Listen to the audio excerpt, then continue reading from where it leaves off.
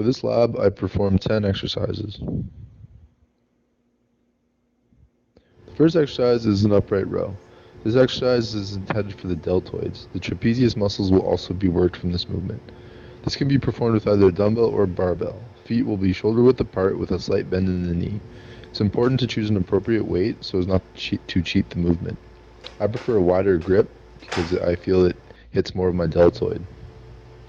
The second and third exercises will be a reverse wrist curl and a wrist curl. This is intended for the posterior and anterior forearm. Your hands will be slightly over the knees and you're going to use an appropriate weight. It's important to squeeze at the top of the movement to ensure quality repetition.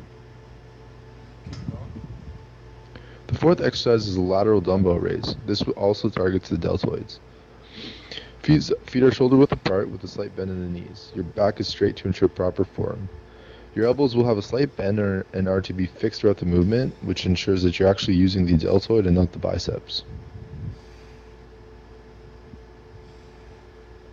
The fifth exercise is a tricep dip using a flat bench.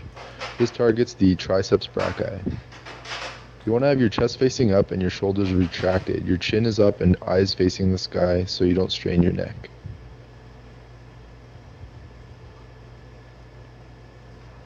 The sixth exercise is a seated dumbbell shoulder press. This also targets the deltoids. It's important to create a solid base, as with most pressing exercises. I like to press through my heels when performing these types of exercises. So the dumbbell should not go lower than your ears during the ascension part of the movement. As a result, it puts more tension on your deltoid, so you're not in the resting position. The seventh exercise is a bodyweight squat.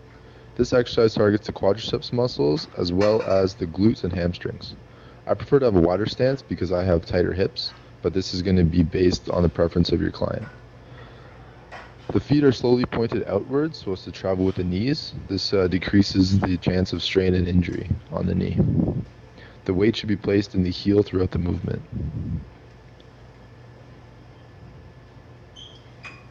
The eighth exercise is a standing dumbbell curl. This targets the biceps brachii.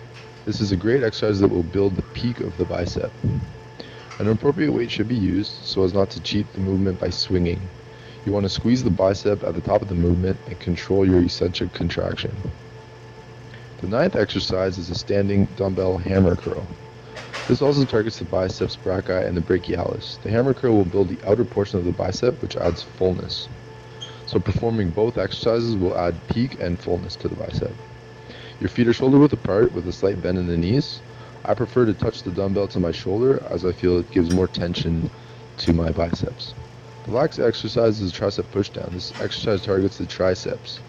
I prefer to use a rope extension as I flare out the rope at the bottom of the movement, which puts more tension on my tricep. So you want your feet shoulder width apart and a slight bend in the knee, and you want to really focus on using your triceps and not your deltoids to push down the weight.